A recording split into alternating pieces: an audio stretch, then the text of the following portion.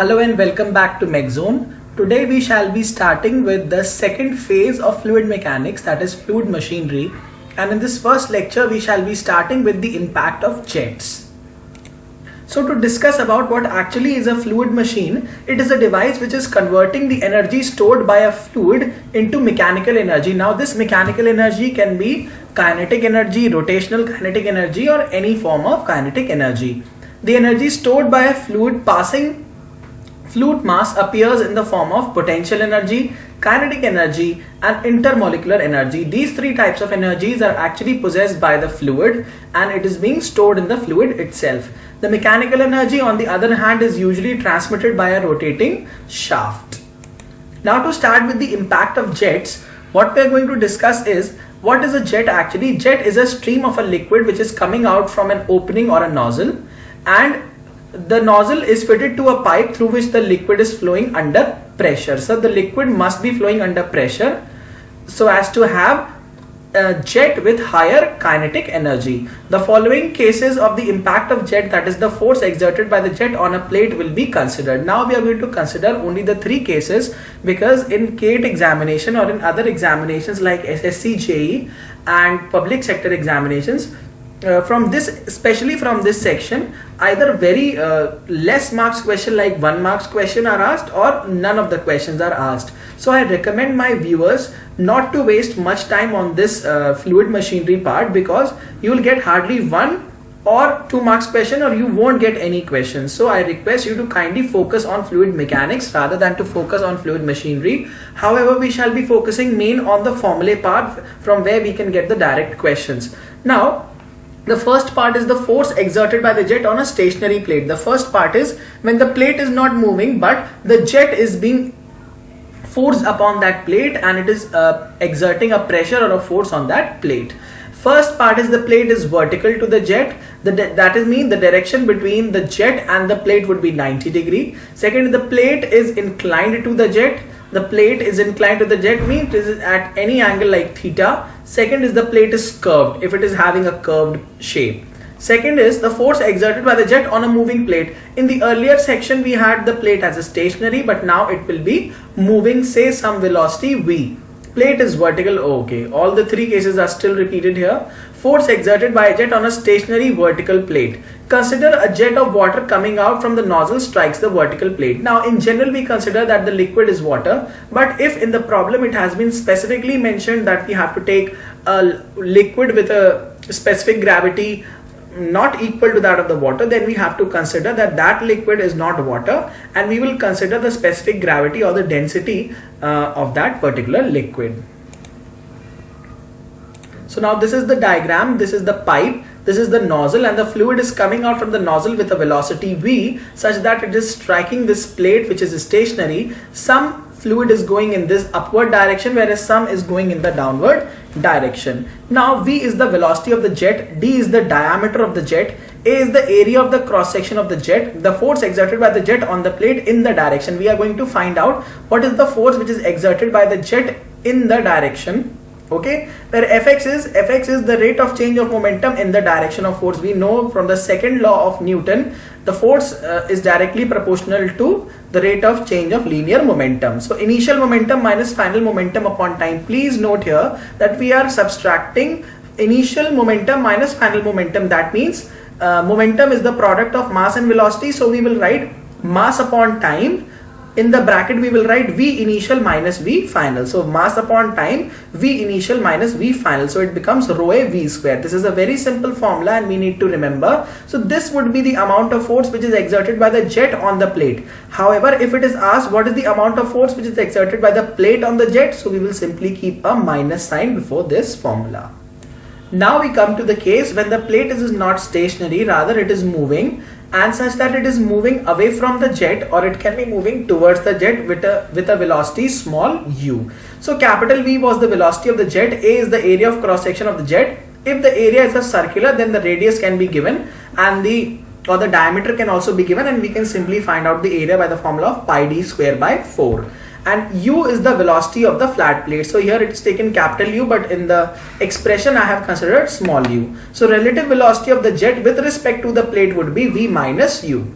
Okay, now mass of water striking per second on the plate would be rho A V in the previous case, but here we will keep, instead of V, we will keep V minus U.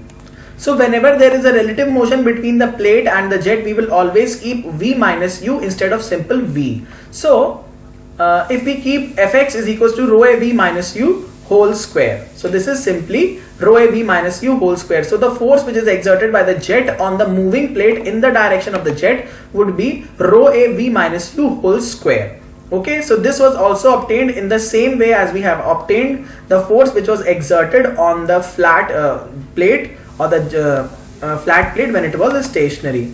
Now if we need to find out the work done, then we will simply multiply this force by the velocity of the plate. So work done by the jet on the flat moving plate would be force multiplied by the distance in the direction of force, and hence the work done was evaluated. Now if we see that if the plate is inclined at an angle say theta with the horizontal axis, then we will find that there are two components of force. One component of force is in the Fx direction and the other is in the Fy direction. So this normal force that we are getting, rho A V minus U whole square sine theta, actually has two components. So the component along the x direction would be rho A V minus U whole square sine square theta, and in the y direction it would be rho A V minus U whole square sine theta cos theta. And the work done would be simply evaluated by multiplying this force, that is the normal force along the x direction, we will multiply it by the velocity of the plate. Now if we discuss our problems for the case of curved plates, then we would find that the normal force which is exerted by the jet in the direction of it on the curved plate would be rho A V square 1 plus cos theta. Now in the earlier case for flat plates we were getting only this part, that is rho A V square, but now here we are getting an additional term which is being multiplied, that is 1 plus cos theta, and we see that 1 plus cos theta is always greater than 1, hence this entire expression would be definitely greater than rho A V square. So the force which is exerted on a curved plate is always greater than that which is exerted by the jet in case of a flat plate, and theta is known as the deflection angle of the jet. So this was all about the basic ideas and the formulas in case of the jet which is being impacted upon a flat plate when it was moving, or the curved plate when it was moving. For moving cases we would simply write V minus U instead of V, and we can easily correlate all these formulas because they are very interrelated and they can be easily used for solving the numericals. Now the type of numericals that are generally asked are very simple. Only in the year of 2008, when the paper was set by IISc Bangalore, we had a very tough question which was liable to be left out. It was very tough that most of the students simply left that because you cannot get that question at the first go. You really have to dedicate say about 5 to 10 minutes to actually get that question into your head. So but all the questions that have been asked, they were not very tough, they were quite easy, and most of the questions from this section are formula based only. So I request you to kindly make a short notes, prepare a short notes and highlight the important formulas that are important. So when your revision is going on, when you are revising the things, you mainly focus on the concept and you mainly focus on the formulas. You don't have to read the entire theory again and again. Now by doing so, you will have the advantage that your revision will be done very fast, and since only the problems are being asked in the gate, there is no theory to write. So from the point of view of solving problems, you need to have a good command over the formulas, because if you try to solve the questions in the gate examinations by deriving the formulas in the examination hall, trust me, you're going to lose the paper and you're going to miss most of the questions that can be easily solved. And that is why in all my lectures I focus mainly on the formulas, because without the formulas you cannot even think of solving the question. 70 to 80% questions are mainly based on the formula, where the rest are based upon your thinking and your judgment, how you can correlate the formula with the concept.